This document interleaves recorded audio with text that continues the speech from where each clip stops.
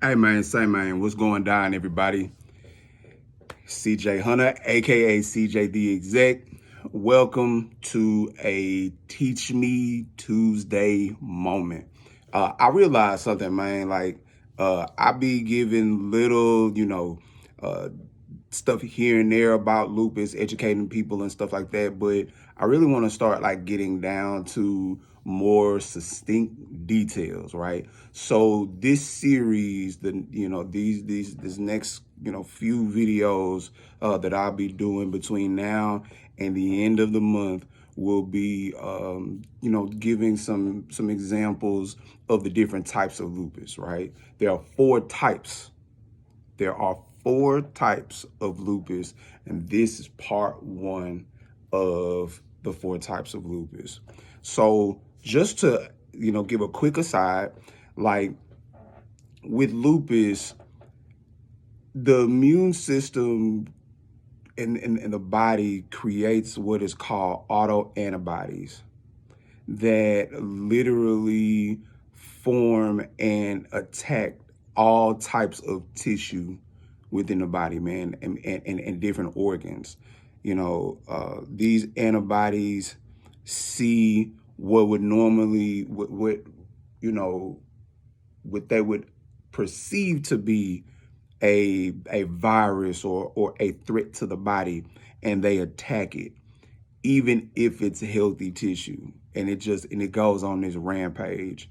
And so like that is probably the most layman term, most simplified definition that I could give you for what lupus actually is, right?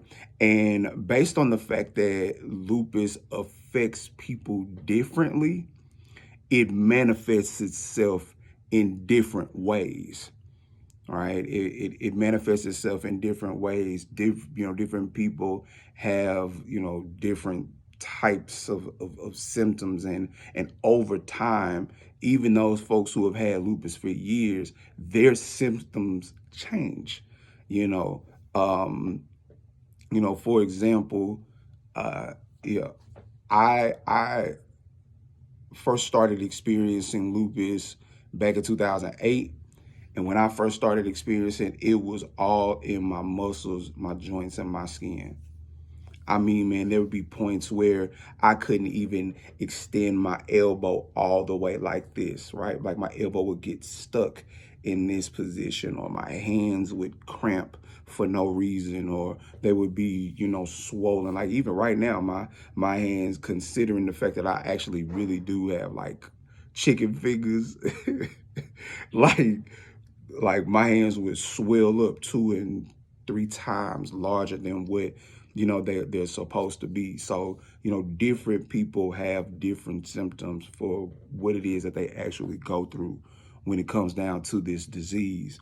So let's talk about the first type of lupus. And now understand, although there are four main types of lupus, there are also subtypes and subsets of lupus that make this disease even more complicated, that make this disease even more convoluted. So there's something called lupus SLE, right? Now, lupus SLE is the most common. I mean, 70% of all people diagnosed with lupus have lupus SLE. And when it comes down to lupus SLE, I mean, literally, it is so widespread, the effects that it has. It can affect the kidney, it can affect the liver, the heart. Um, it can affect your brain. It can affect your nerves and your blood vessels, and just all kinds of things. And, like I said before, different people have different types of symptoms.